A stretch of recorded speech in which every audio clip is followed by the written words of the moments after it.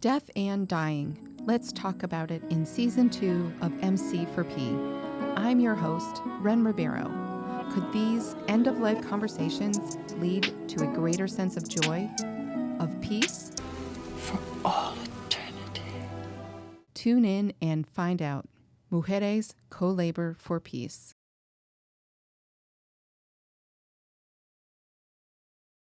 I take up too much space. Why don't we interview Nancy? Nancy did so much work last night in writing all the stuff. She did the survey and she did all the stuff writing about her own bio. So I feel like you're really prepared. Oh, I don't know. I mean, I'll do it, but. Why don't we start with Nancy? Okay. Yeah. You're on the spot. Are you okay with that? Yeah. That's very Welcome to Mujeres Co-Labor for Peace. Be here.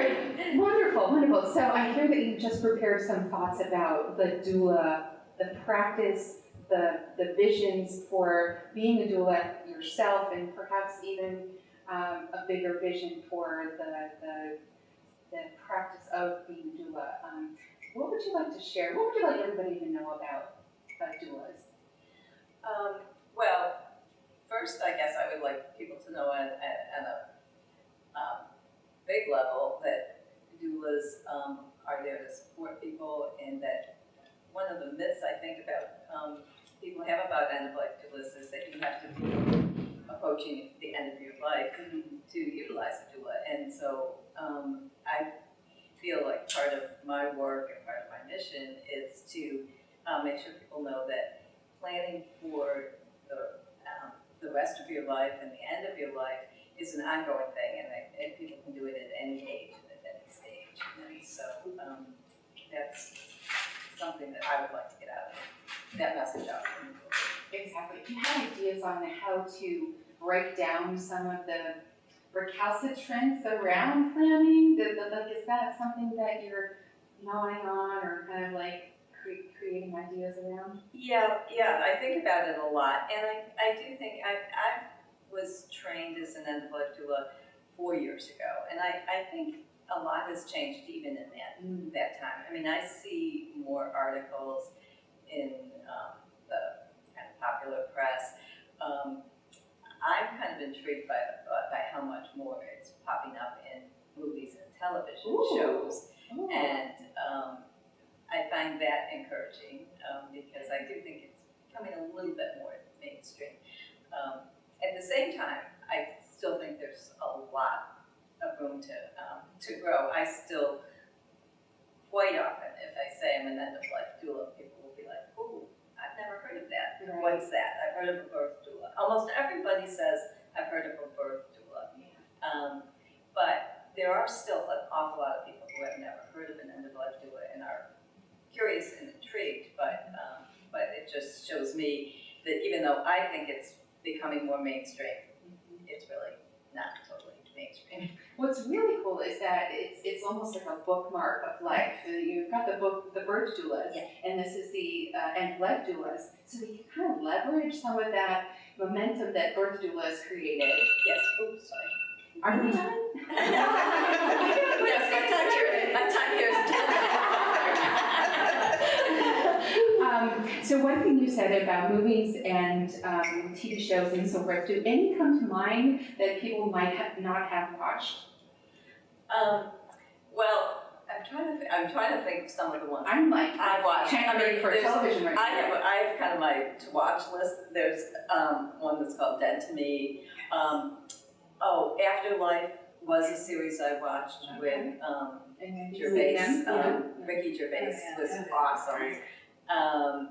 And there's one that actually is starting this Friday. I just read about it this week, and it's on Hulu, and it's I forget the name of it exactly, but it, so I do think I think there's more. The other thing is there are more books out too. I've read and novels. I mean, obviously there's always been a ton of books, resource books, but more and more novels.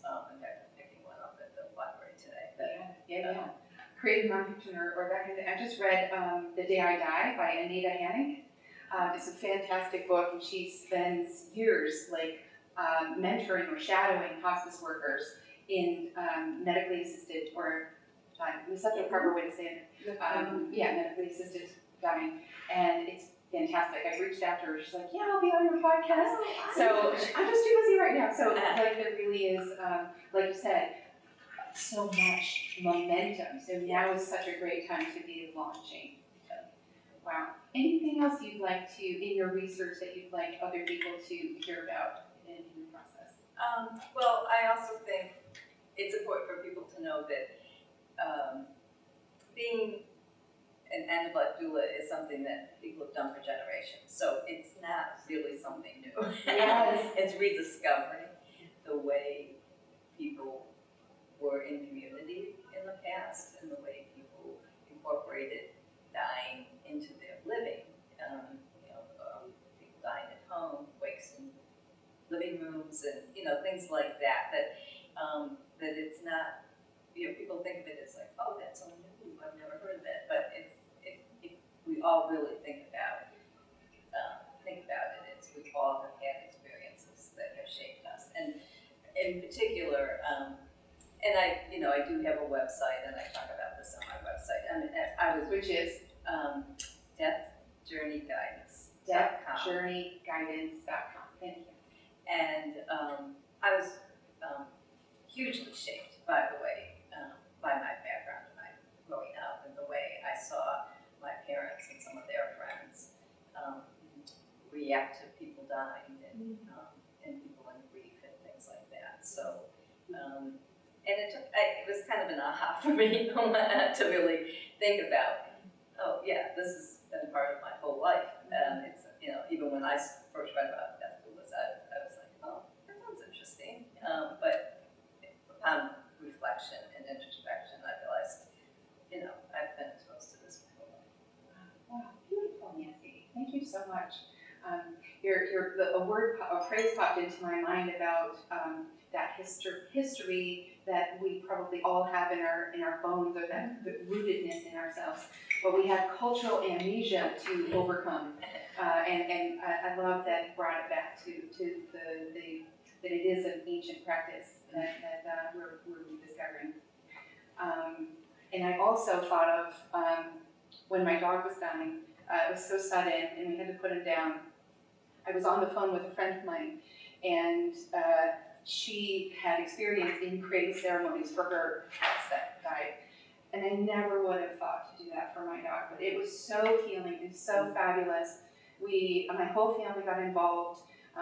My son made a playlist. My daughter carried the candle. I carried my dog. We had music. We walked to a part of the yard where we can't do this with humans, but our dogs, we still sort of can.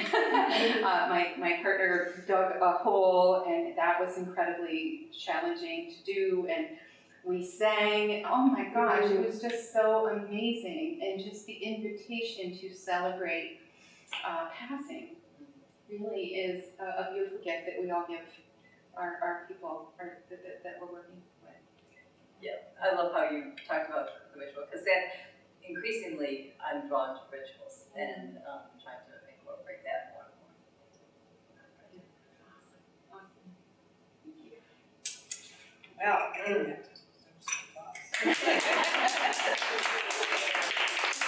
I think I'm a good choice. wow. Mujeres Co-Labor for Peace.